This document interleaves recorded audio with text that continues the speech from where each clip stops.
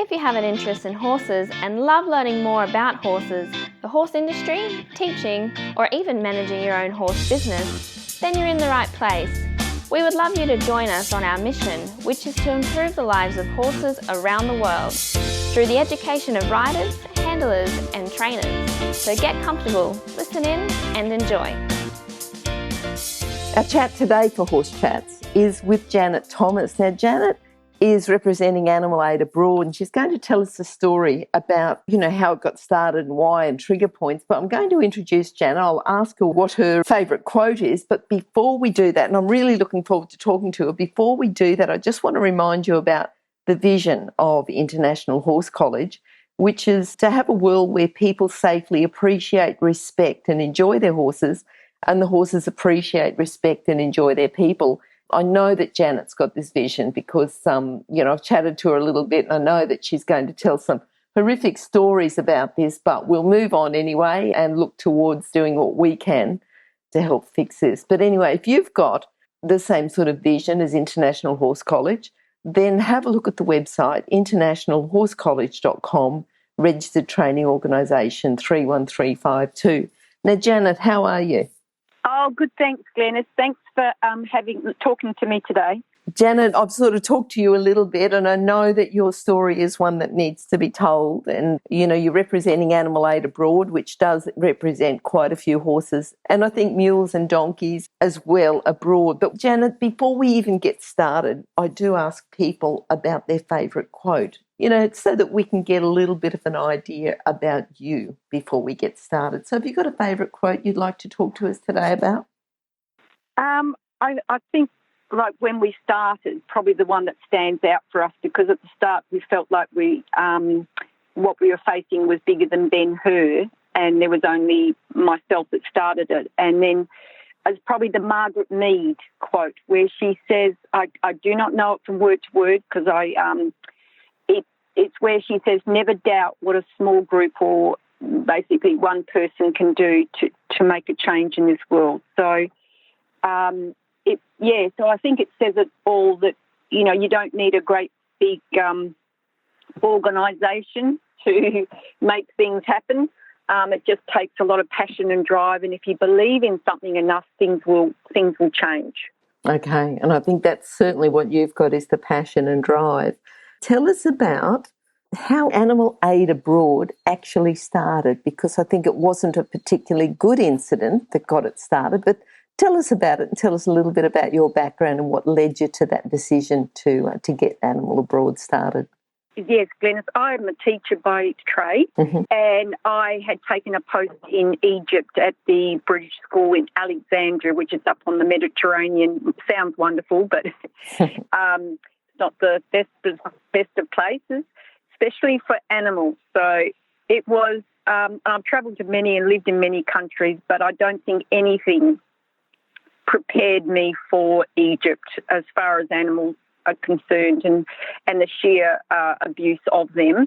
I found living in Alexandria, it was just that day-to-day, walking on the streets of school, walking home, and on weekends, it just was in your face the whole time. The animals basically work constantly. There's cars, of course, in the city, but there are a lot of people who still use the horses to cart materials and so on. So then I went to the zoo with my school children, and what we saw there was beyond belief, and that was my starting point, was the zoo. And I just thought, this can't be happening either. This is just, in this day and age, to have these animals in these tiny concrete cages going crazy. Oh, wow. So anyway, the wheels started turning there. I got some help from Cairo, from a chap to translate and to say, look, if I pay for the, improvement of some of these enclosures, will you prove it? And luckily, would you believe, and it's very rare, a woman was the manager of this zoo, and we were able to convince her to let us start to make some improvements. So then a few people got wind of this, a few women, and they said, well, can you now set up a 24-hour clinic, because we had nothing here for the street animals. So those wheels started turning in that direction. I was thinking, my goodness, how am I going to do that? So I tried to approach a few expats and people to say, but it's amazing, Glenys. It's a lot of apathy there. There's a lot of people to say it's too big, it's too much of a problem to even and think where to start. So, and then, just as I was doing this, I was trying to dig deeper and I thought, is there anyone doing anything in this city for these animals? And I found the Brook had a small clinic on the other side of the city. So I made my way over there one day. And like you say, there is a turning point, Glenys. There is a trigger. Mm-hmm. And there were others in Alexandria. There were other things, but this was the final straw. Two men brought in a white. I see her as clear as day. Brought her in and just yanking her, pulling her in. She was basically had fallen a number of times, and whether they were looking for a vitamin injection or something to give her a bit of pep or energy, she had all these. Her knees were completely, basically raw. Not raw, but they were bloodied. I didn't quite see what was going on underneath the bloodied bit because there were just so many things. She had wounds all over her hinds and body from being whipped and being hit by these men because obviously she's been falling, and this is how they get them up. They just flog them. They don't, everything's done by force, Glenys. It's done by complete and utter. And it's all with men in Egypt? Do females have anything to do with the horses? No. Okay. And this you'll never see a woman driver of a horse, a female rider. You will never, in any tourist, even the tourist bits, if you go to Egypt, you've never seen a woman. So it's very, very male orientated, and it's very much power and control these animals. And so anyway, she was in a bad way. Then she had a heavy discharge from her nose. She had a nail. Someone had pierced a nail through her nose. And she was just in a really, really bad way. She was very weak and just, I guess, completely broken. And it was just one of those sights, Glenys, that I was just flabbergasted that even this man could, I said, you're going to, presuming they're going to hospitalise this horse. But the man wouldn't let them. The man said, no, she's going back to work. Just do whatever you can to patch her. And she's back on working. And Glenys, if you saw her cart, there's a lot of carts in a lot of these countries, and it's not Egypt, where they're basically car chassis. So they're hauling not only the load, but they're hauling the weight of these car, from cars or trucks. And the tyres are not even they're not even the right size tyres. They're not even all the sizes. All the tyres are a little bit different. And so there is no understanding of harnessing or cart, weights or anything. It's just we want to get that load from A to B, and however we're going to get it there, we're going to use this animal to get it there. And, So this poor horse, and I was in absolute tears, Glenys. I could not believe because that horse, he needs that horse, and I guess from his point of view, he's got to feed his family, and that horse was put back on the road, and I just guess that was my final decision to come back to Australia to set up a charity to help these animals, because I thought, as long as I live on this earth, I cannot stand by and let that happen. And how long ago was that the charity was actually set up? That was 13 years ago. Wow. Okay. 13 years ago. Then Yep. I came back, So came back almost the very next day, marched into the registry office and set up the charity, and then, so it's gone from there. So give us a bit of an overview, about what you do to support Animal Aid Abroad. Well, we're all volunteers. Yep. We're non-profit, and we basically work very, very hard as also on the education side. That's our 4 main missions, Glenys, or aims, is to treat, equip, educate, and in cases we rescue. Mm-hmm. So we work on these 4 principles of in cases where animals, we're a bit more fortunate in India where we can get horses in that case would have been rescued. Okay. We have people there and organisations that are able, but not in Egypt. They do not have the laws. So, so they're our 4 main things that we do, and we raise funds and awareness, Glenys, to make that happen. Mm-hmm. So we work very hard, and this walk that I'm doing it was a point of time last year. So, Glenys, tell us a little bit about the walk, because I think that's important, where you're going to, and also tell us, because I think you've had a bit of a hiccup along the way, haven't you, with the walk? Yeah, we certainly have. Well, the thing was, you can only work behind a computer so long, Glenys, and you just feel you've got to get out there. I also was reaching a point where I was, because as you know, Glenys, animal welfare is a 24/7 thing, yes, and it doesn't let up, and it's all consuming. And I've been at it hard for 13 years and also teaching. So I set up and running the charity plus teaching, and I was definitely running on empty myself. So I felt I needed a break, and I needed to also keep going with AAA, and I needed to get the word further afield from Perth. So it was a number of reasons why I thought, and I also adopted a dog who was a very active, strong boy, and he needed a lot of walking. And I was going to say, is there a reason why you didn't ride a horse? Because, you're supported by, you've got horses supported by Animal Aid Abroad. Was going to ask you about, reason you didn't ride, but partly because you're happy walking, but also because of the dog that needed the exercise. Well, it's basically, I've got a young dog, and I started walking at home a lot. Yep. And I was just, and I thought, I needed a break. I needed to get away. I needed to get the word out there. I also wanted to spread the word, about AAA from across Australia. So I thought, this is what I'm going to do. I'm going to walk across Australia. I need to bring awareness, and I need to raise funds for what we're doing. And at that time, we had not even a sniff of coronavirus.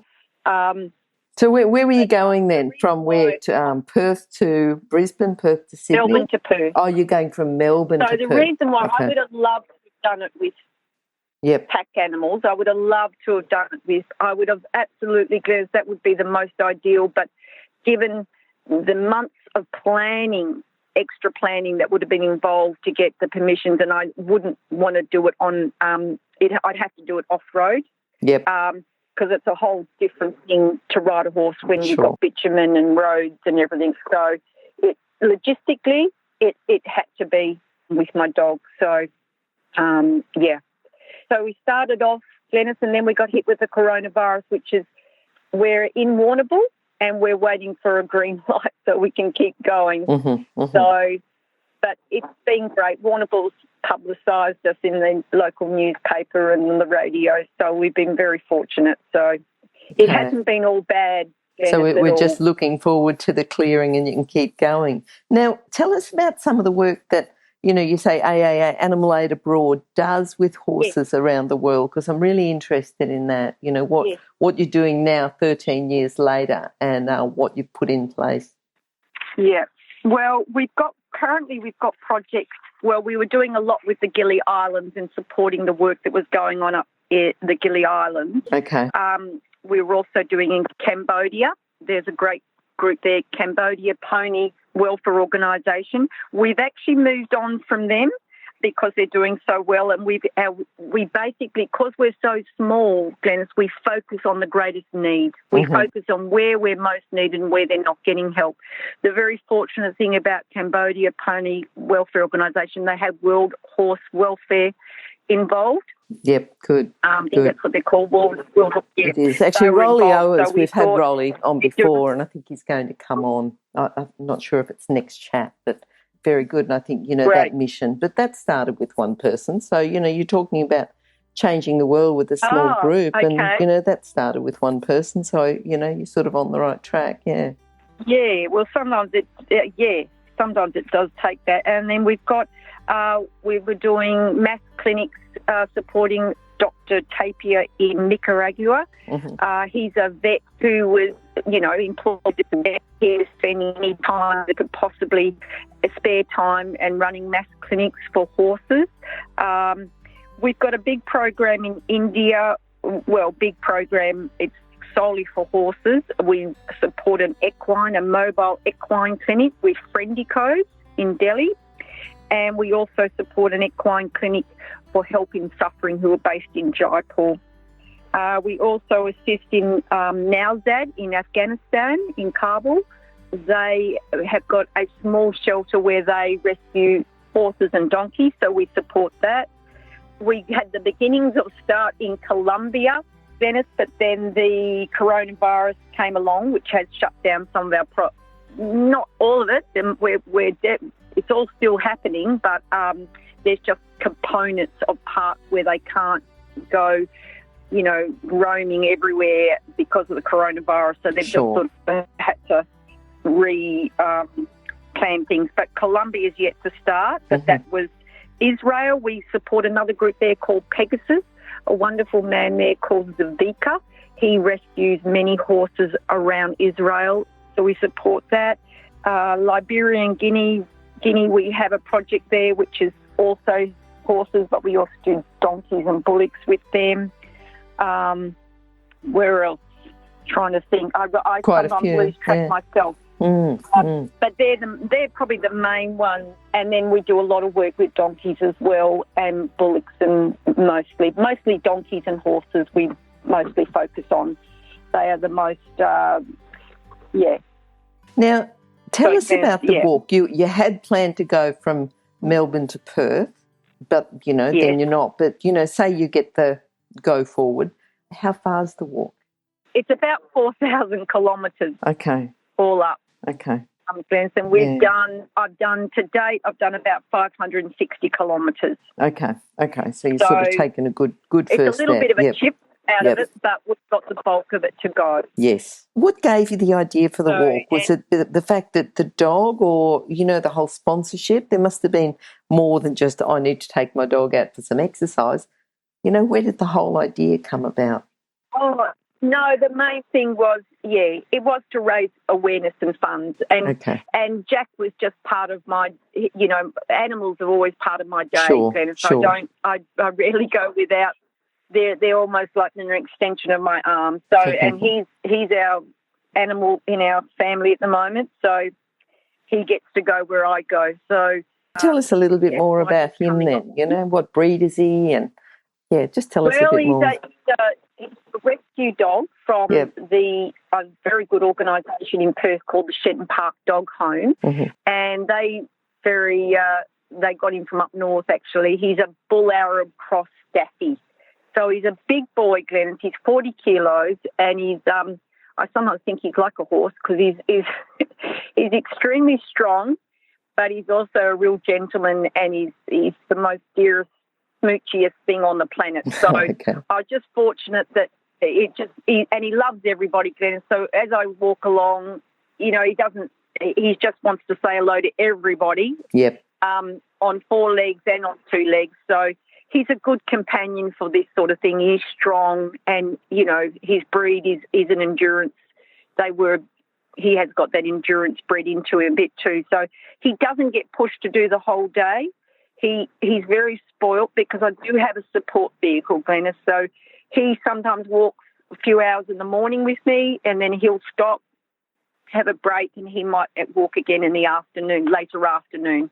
Just depends on the day, where we are, the weather, and so on. But he's got the best part of his whole walk, Glenys. Yep. He's got the easy bit. Okay. Now, if people want to find out a bit more information about the walk, is there a website? Can they go to Facebook? Tell us a little bit more about that. There is, Glenys. You have a Facebook page. It's just your facebook.com, and it's Animal Aid Abroad Walk. Okay. And we have a GoFundMe page, which is gofundme.com /walking-for-working-animals. Okay, good. And if they go to our website, Yep. Is that animalaidabroad.org, is it? Yes. Yeah. Yes, they can go to that too and search up the page as well. Now, if we've got listeners, and I'm sure we will, that say, look, I really support what you're doing, because you're involved with quite a few groups around the world. And I think that, we're very lucky to live in, it's not just Australia, because we do have a lot of listeners from around the world, and we're lucky that we're in a situation that we've got. And if we can contribute a bit to help these other animals, how's it going? What we want to know is, if someone comes along and donates then towards, you walking an Animal Aid Abroad, how's the walk itself going to improve horse welfare? Because I suppose you're getting sponsorship, but, have you got a particular project in mind that you're looking at for the walk? Yeah, no, very good question, Glenys, because specifically my role this year, and it's weirdly enough, it's unbelievable how it turns out, my walk was going to be our focus for this year's fundraising.